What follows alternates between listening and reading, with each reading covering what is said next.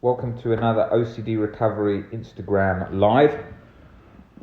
I've just had a very long walk, which has been nice, but my back is completely destroyed because I realised that holding this phone and working on the laptop for the last month or so in quarantine has really... you don't move around much in quarantine because there's not many things you can do, places you can go, so... I've definitely got to get into a physio when I get back. Now, why did I want to bring up backs? Because I wanted to talk about how anxiety relates to back pain. Okay, that's going to be the topic of this Instagram Live. So, in the past, when I was between the ages of 17 to 24, I did mainly sort of heavyweight training 5-6 times a week for years.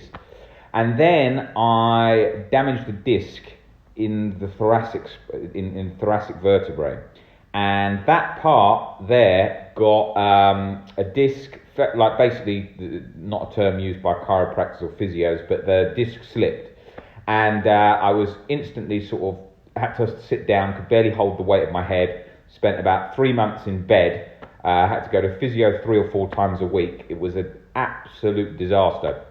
Before that, I had been training at a very, very high level, sort of getting ready for a competition which I was doing at the time. So what had happened was I'd been suffering really bad from OCD and anxiety, and I'd been working on a sort of a laptop lying down because a lot of the day, and then I was working out really heavy weights, so all the muscles in my back were absolutely rock solid tight from anxiety because they turn on all those muscles in your neck and in between your lats.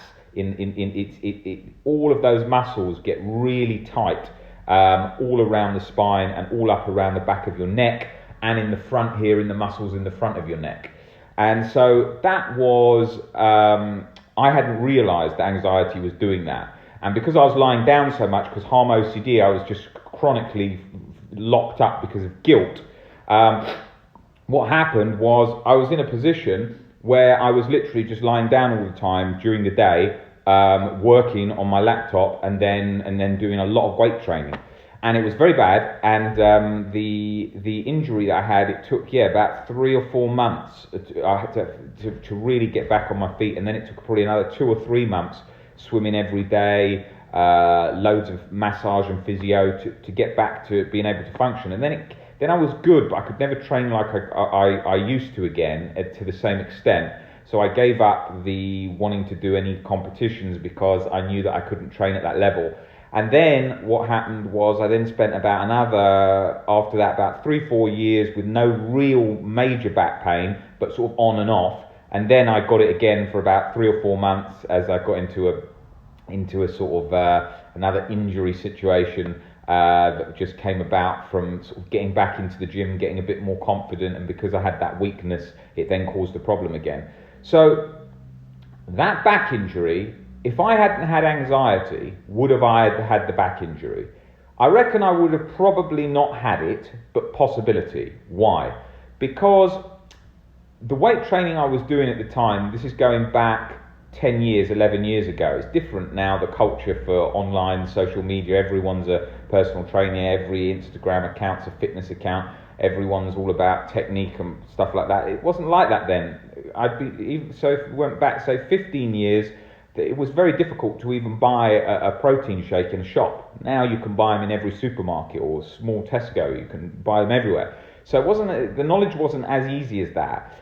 So a lot of it was very, very heavy resistance training. And when I did that, we weren't always following the exact sort of methods of trying to be cautious, and a lot of cheat sets and stuff. Not very good way to train. And so that's how I had the injury. Now, would I have had the injury had I not had anxiety? Absolutely. I would have thought, it's a really hard one to say. I would go with no, on the basis that all the muscles in my neck were so tight because of the anxiety putting it on. So they were constantly really stressed. And because my muscles were so stressed, and I was riding a motorbike at the time, so even when I was wearing the helmet, the muscles in my back, my neck just holding the helmet up couldn't do it. And so it was all sort of ready for that injury to occur. And that's what happens with anxiety, turning on all those muscles, and I just couldn't turn them off. I'd get that in my stomach and I'd get that in my neck. And even if I had really deep tissue massage, it just still wouldn't release it. And every time I used to go in, they used to say, God, you must be so stressed or so tight, or you've never done any stretching. I'm like, listen, I'm stretching every single day. This is happening because of the anxiety. Massage was doing nothing because I just constantly felt guilty all the time. And until I got under that, I didn't fully release properly. It was just always locked up, no matter how hot the bath, no matter what sauna, steam, any of that, didn't get under it. So that injury caused a lot of problems. Now, where I wanted to talk about anxiety relating to back injuries was this. That injury, I wouldn't have, basically pain, when you've got any pains relating to anything, so much of it is psychological. Now, I speak with lots of the sort of top physios and stuff around the world these days, all about these kinds of things in conversation, friends of mine, and when I speak to them, and all the books I've read over the years in relation to anxiety, in relation to pain management and so on, it's about perception here as well. The key, what I'm teaching all the time in everything else I do. And basically what it is if you, so imagine in wartime, people who thought they were getting out of the war and going to be free because of an injury, the pain went down drastically when they found out they were going home because of what the meaning attached to the pain was. So once I realised this, that played a significant part because I managed to see, well, actually, wait a minute, when I'm distracted, how much do I notice the pain? If I don't think the pain's going to lead to a lot of troubles, how much do I notice the pain? Well, not really. If I go about my day and keep busy and do different things, do I notice it? No. How bad would I say it is? Well, when it was really bad, I was rating it like a... Bear in mind, on those 1 to 10 scales, everyone's got a different perception. Like, you can ask some people about their anxiety and you say, how bad is it? And they're like 10. All the time, even if they've just like a little thing, 10.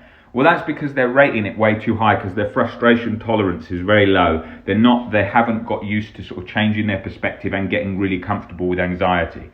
And what happens there is, like with me, for me to say a 10, it would really have to be like someone was sawing my leg off. I'm not gonna say a 10 unless I can really see that, because I can really bring those perspectives down. And that's what everything is. So when I look at that pain, for me, when it was really bad, it felt like it was about a 5-6, which was really, really difficult. Back pain can be like that. But then as I got used to it and distracted, I could see that I could bring that down. And you can bring anything down. And that's an exercise that we use with anxiety, especially relating to people that are having a lot of trauma and so on, is an exercise of between 1 and 10. So for example, let me give you a demonstration of how that works, is if somebody came in and said to me, look, my anxiety is unbearable.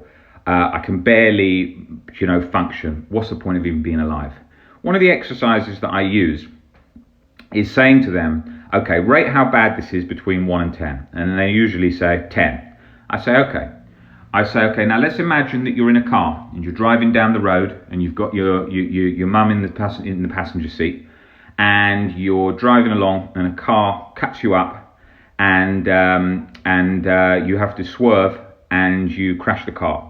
And the next minute, you wake up and you're in the hospital and you notice, and it's a bleak situation, you notice that you've had to have both of your legs amputated due to the car crash, which means that you're not going to be walking again. How would that be? Then they say, oh, that's 10, 100% 10, right? 100%, that would be, can't do all the things I want to do in range of walking. I say, okay, fine. And then we say, what would it be like if you were driving along the road in the car again, with your mum in the passenger seat, and you get cut, you're getting cut up by this car, and you get angry with them. So you're getting angry with the situation, and then your mum starts pissing you off in the car as well. She starts annoying you, so you get angry with her and you're shouting at her, and then because you're angry with her, you accelerate really hard, and then you cause a crash, and it's because you lost your temper at your mum, and the crash is obviously your vehicle, not the other vehicle. You crash your vehicle, and your mum dies. Where would that be on the scale? And then they usually say 12, 13. I say, okay, right. Now let's look back at the situation with the leg situation. Where would that be? And they say, oh, that's down at like a 7. And I say, okay, well, let me run you through the leg situation. You could still walk, or you could still use a wheelchair to get around. People have lived in wheelchairs and have their life is, they don't think about it every day. They're enjoying their life. They get into sports involving training within a wheelchair. Often they would have never found that sport without it. Changes their perspective on life. If you actually measure happiness between people in wheelchairs versus lottery winners, which is a famous study, you'll find that the wheelchair users are usually happier than the lottery winners because of the perception and the change in things. Now, so once they start to see that, and then I say, well, can you bring that down any further? And then they go, okay, let me bring that down. 4, yeah, maybe 4. Then I say, okay, what about your thought that there's a possibility that you've done a ... or something like that? And they're like, oh, that's down at like a 1, 2. I say, right, well, in 5 minutes, you've just brought your suffering down by about 80, 90%. Yeah, in 5 minutes. So imagine what you can do in 2 months, right? So that's what we're looking at. And it's all about perception. So if I looked at those things now with my current perception, any OCD thought would be a 0. If the legs one would be a 0, I could see it'd be challenging, but it would be I could still live my life. It wouldn't limit happiness. I'd still want to be able to do things. I could still do all the things I want to do in my life within reason. I could still read books, watch films, have relationships, everything. So it'd only be perception. So to me, I can't see why it wouldn't be a 0. If in the mum situation, which would be a challenging situation, again you could bring down to 0 rationally, because humans can make mistakes, and humans can make mistakes in arguments and not intend to kill their mum in that situation and have an accident. So you could bring that down to a 0 too. Now, that obviously took a long time to see that and to believe that deeply, but when you do, it obviously means that anxiety can't latch there. Now, we don't need to try and get everything down to a 0 to be anxiety free, but it certainly helps with making things more flexible in our thinking and our beliefs. So it's a very important exercise.